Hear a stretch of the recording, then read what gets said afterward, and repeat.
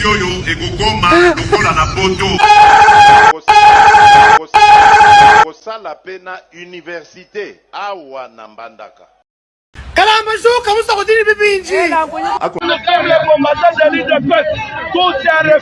Débiteur automatique de promesses. Et je vous promets de faire du Congo l'Allemagne de l'Afrique. Et je vous promets de faire du Congo l'Allemagne de l'Afrique. Que d'ici là... Et ils veulent revenir. Vous voulez revenir où? Vous voyez vraiment les Congolais zoba au point que Mouto Azonyo Kolangai n'a pas essayé d'ici sous 5 ans. Débiteur automatique de promesses. Vous voyez vraiment les Congolais zoba au point que Mouto Azonyo Kolangai n'a pas essayé d'ici sous 5 ans. Deolo Mami sera la Suisse du Congo. Système Kayadap veut dire distributeur automatique de promesses. Merci beaucoup peuple congolais, merci na baladinyo sur l'océan du Congo. Peuple fidèle abonné na biso ba oba mesana kula na chaîne na bango tout le bakachela la libération chaîne oyo et qui t'a sur le terrain pour na kozula bino ba information pour na kozula bino maïman sur ezole ka na République démocratique du Congo. Bo s'abonner l'océan du Congo, bo s'abonner bo benga ba oba so ba s'abonner na mte ba ko s'abonner à l'océan du Congo po ngonga ekoki. Mai auto banaki kozela yango ekoki allez peuple congolais nyo so partout dans le monde aux alibado za na kati tant oyo mato ina ofezala na République démocratique du Congo tant oyo makasi na ofezala na maponami oyo ezali koya ya 2023 dajo na yebisa kibino na émission euté koleka peuple congolais il faut tambola liloba wana ba kotisa loboko defo na poche ya zoba te soki bokotisa loboko première fois lotali bino deuxième fois peut-être troisième fois to koluka juste bokotisa loboko na poche na biso. Merci beaucoup eza bongo ya bino kabelo poussa mosokoli mwana oyo azoya kopesa ba information leki na bino ndeko na bino mwana na bino Outi ko mona mikolo outi ko le kabula ndeki na émission ya maman c'est oyo côté kilobi Kabuya azala ki bongo menacé ezali première fois te deuxième fois troisième fois te plusieurs fois na éviter ceux qui na sali ceux qui ba kolukanga pe pona la ki sa place maman aussi azala na éviter ceux qui ba kolukanga po ba intimider nga pona loba te mais éviter mais la koloba kaka makambo ya Congo na ya koloba makambo ya vie ya moto prophète kasi na ya koloba kaka makambo oyo etali République démocratique du Congo pour les bimba la sima ba yiba ba zwaka nga ba enleva kanga ba kendaka nga ba poka nga échanger mais so boye makambo wana nyonso mikolo uti akoleka lisusu bakanga nga lisusu maman aussi alobaka ya ko libérer ngai bino so boyebi mokolo alobi ezalaki na 21h30 to saiki na maman aussi na uti ko tala e place ya zalaki to sololi to beti masolo esili na bandiko ya kozonga 21h30 bandiko langa akomi na nzira monika watu mo babimeli ngai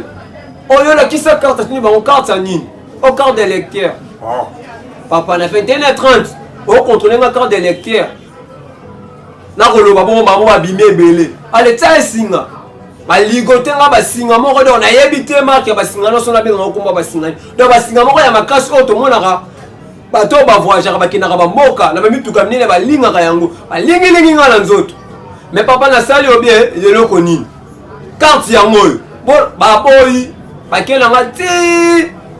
na place ba ko kena nga de 21h30 si ba ko libérer nga na 2h juste 2h en fait ok ne ba 3h dans la zara wande ko na bino panzi pas nzoto ko soa so bo omona na ko leka pona ko filmaka ba émission pona ko lendisa bino ezaka ka pona mura mboka pona lingi teke ba peuple congolais baza na distraction pona lingi teke ba peuple congolais baza na distraction pona yebike bino no so bola na ka chaîne na bino ya libération océan du Congo yango na renforcer mais na za awa nzoto eza ngai tena ko ka pasi ba panzi awa nzoto pasi partout na éviter na sala nini totika koloba totika kosala mosapo tokomi komona na za jeune na za mwana muke na komi na ba danger moko boy oyo komi ma kobanisa ngai na éviter na tika na nga mosala yango na tika na nga komba yango alors yo moto ko na nga émission ya lelo soki kozala na posa obenga mosakoli o soutenir ye atala mbongo asobata médicament pour que azala makasi. Merci beaucoup na Cordon Bruno na moi lisungi opesa ki kabolo poussa mosakoli pour que na melakisi pona tele mabwe mais yo bende ko yo moni okoki ko bakisa pour que kabu ya la bino azala en forme kabu ya la bino azala makasi boyebi tozo komba près na ba combat ezo senga kolala te ezo senga il faut to telema benga mosakoli na plus 243 97 36 12 489 plus 243 97 36 12 489 benga bosakoli na numéro wana soki omoni obengi osunga ligne to otiki voice na koya na ko région doyo bosunga mwana na bino bosunga ndeko na bino leki na bino mwana moke na kati ya bakolo akopesa message na tao na yebi ebele na ba génération na biso bazana babar bazana ba distracteur zanga tina kasi ngai na lobi na koti politique ya mboka na biso to kolinga te mboka na biso ekende boye to kolinga te mboka na biso etengama to sanga na so mais to sanga mboka te soki to zangi Congo to yebi te to kokenda alors to kolinga pete ke mboka na biso ekende pas ya bapaya ezala na maboko na biso moko yango momoni na ko forcer pour la bino pour soit bayemba soit ezoleka na République démocratique du Congo peuple congolais to yebi biso so ki na maponami ya 2023 na uta ko yebisa to na dash moko to tambola bakota ka liboko poche des fois na poche ya zoba te alors biso no il faut tous à la éveiller biso no il faut tous à la même morale biso no il faut tous à la makasi biso no il faut mieux na biso eta la Denis Kadima alors Denis Kadima to yebi yo mutu osali président ya seni outi komona Corneille Nanga tala ye wana komi koloba libanda mais Corneille Nanga azaki congolais Corneille Nanga bana ko siama Corneille Nanga baluki bwena ba char de combat Corneille Nanga ke bwena mituka ba soldat Corneille Nanga baluki bwena bani allez aujourd'hui le Corneille Nanga za alors kolinga te makila ya ba peuple Congo ekoma na mutu na yo kolinga te bande ko na biso o bazokufa na est makila wana za na mutu na yo bosala mopona milolenge ezali moto peuple a voté ye wana bimisela biso na 2023 po to uté ko annoncer déjà to uté ko belela to yebisa ki sadek to boyi na biso makambo ya dialogue na mboka msusu to monaka délai ya mokonzi wana koki baye basali élection oya kozwa azwi soki ye pas redoubler mandat doubler alors biso pa to bona biso makambo ya dialogue to le bito ke na maponami moto peuple a voté ye wana na rediriger biso na 2024 to boy na biso makambo ba dialogue to lingi de la République démocratique du Congo to zana pose ya mapona na 2023 mapona mpe ya malamu mapona maleka ya 2016 mapona maleka ya 2011 ya 2018 mapona oh peuple a bima voter ye wana mutu bobimisi biso bobimisi la biso ye cette fois-ci peuple congolais a telemi cette fois-ci peuple congolais fongoli miso to lala na ba centre soki tokende kovote nde tilobi à partir lelo déjà na ba centre de tout ça biso nyonso tokolala na ba centre tokolinga sute boso ba biso biso mingi peuple en souffrance olia te olamuki na tongo boyo ba olia te olamuki na tongo boyo place kokende za te courant passe mai passe mais to onyo kama alors bonyo ko na biso tina wa pokende biso na onyo kama tuwa alors tolobi na mapona mi 2023 biso nyonso lisi likolo aliso Denis Kadima peuple congolais bazotalela yo papa kobunga te peuple aza monduki wa leki force peuple aza bombo soka abwakami mboke kozika alors yo koluka te ba peuple congolais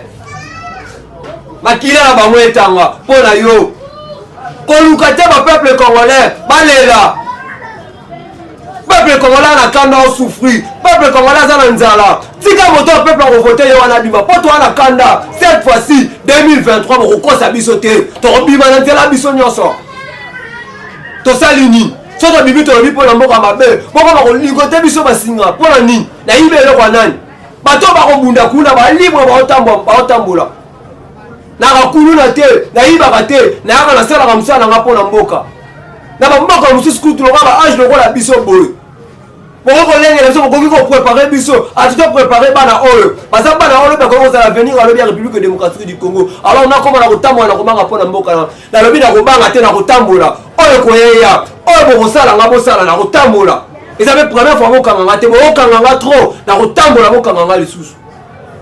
nayibele kwa nani nasali nini mwasi ya nani nga nazwi moto nini nga na fingi nga na yango alobaka makama République démocratique du Congo oyo eza mboka ya moto te oyo ezali bien privé ya moto te oyo ezali lopango ya moto te natulaka buka lopango ya République démocratique du Congo ezaka na maboko ya nani oyo ayebi ke buka lopango ya Congo ezaka na maboko na ye aleka alobela biso ke buka lopango ya Congo eza na maboko na nga wana tokotila koloba mais tellement Congo eza ya biso nyonso bacongolais tozala droit ya koloba so tomoni mabe tozala droit ya kodene so tomoni ya mabe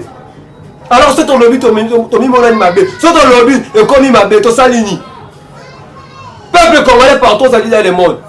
totelema tobundela mboka na biso totala bamoko toza pembe na bango batelema esi babundi alors biso mpe kaka totikali nsima totelema tobunda touti komona bapesi bacandidat président banimero bango nyonso azwi numéro 21 azwi numéro boyo azwi numéro 24 azwi numéro 20 azwi numéro 4.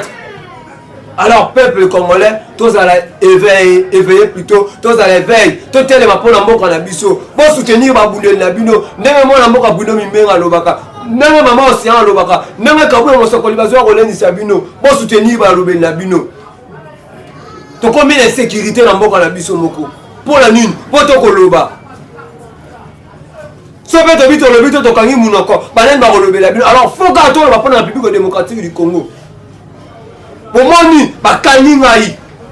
de 21h à 2h du matin eza chez mukete et puis de 21h à 2h du matin ya kotelema ya kofanda te place afanda eza te kasho akosola masuba makambo kitoko te donc nyonso me condition nazalaki condition moko so nalalaki na batiki yanga na ntongo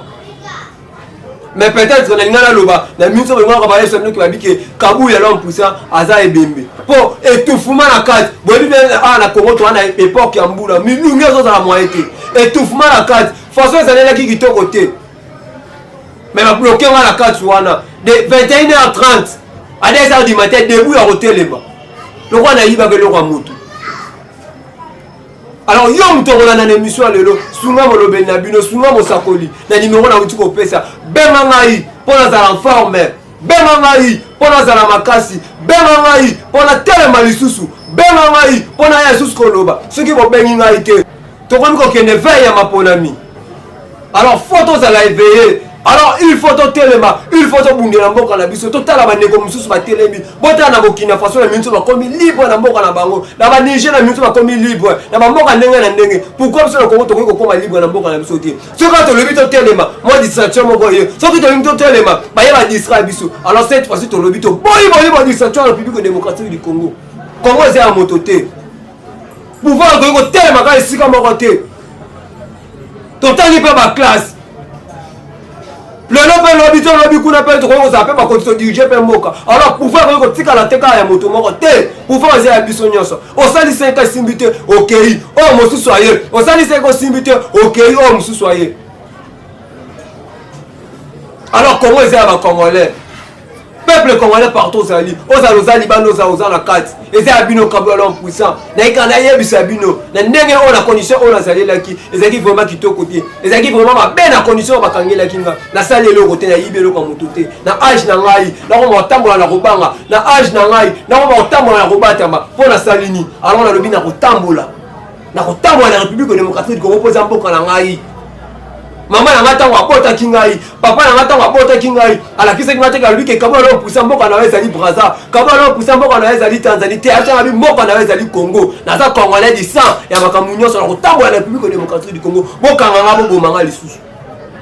po première fois bokanga te bozokanga kaka cette fois-ci bokanga nga kaka na kolema pete na kotambola bokanga ngai mpo na yiba koloko ya moto te. Alors yo mutokola na émission lelo ezaka juste flash ezaka émission moko ya mukene ya koloba pour santé za bien tenir na koloba ana zoka ba panzi zo sala na passe na kokate mais nazo loba ka pona kolinga mboka benga mosakola plus 243 97 36 12 489 benga ngayo sunanga na kisi benga ngayo kobeta karate na sengi teke pona luka na senga na sanité na oka pena nzoto ezo esa passe Cordo bino mimenga yebi to saki na lobby na façon monnaie la kinga yoka kima alobi na kotika hotel de kolanga na kotika hotel de leki na ngai soit di frango somba na médicament première so na omela ti oluka ko so ka susu mususu ce qui peut bochete mbobengi na numéro cordo bino akoyebi sabino ba oboza na numéro na benga kabula l'homme puissant pour soutenir pour que tozo koma pemeni ya makambu tozo koma pemeni ya baga et c'est nganzo to feza makasi mais ceux qui na lembi na lali bokozo ba image wap ceux qui na lembi na lali bokozo moto ko lobela bino wap. Alors tout ça quand cette océan du Congo maman océan cordon bruno na kabula l'homme puissant mosakoli ceux qui m'ont quoi les bi basika ni belé et ko za kito côté bon soutenir mosakoli bino na plus 243 97 36 12 489 benga na numéro na soko swinga te otiki voice ngala bino to kutani na mikolo zali ko ezali ka juste na pesa moi et message moko ya muke. Merci beaucoup na papa tout ces place où ça nzamba sunganzamba batela soko songi na yebi que to kokutana na kopesa information. Merci beaucoup na mwana moka Martin Fayulu Madidi azali ko tambola pona kopesa message na République démocratique du Congo a uti ko zala bongo na ba Congo azonga kina mikolo uti ko leka et merci beaucoup pe bon retour na papa na biso Adolphe Mozito oya komaki na mokolo lobi awa na Kinshasa a uti bongo na mboka ya bapaya biso na bino tokutani na mikolo ezali kuna. Bye.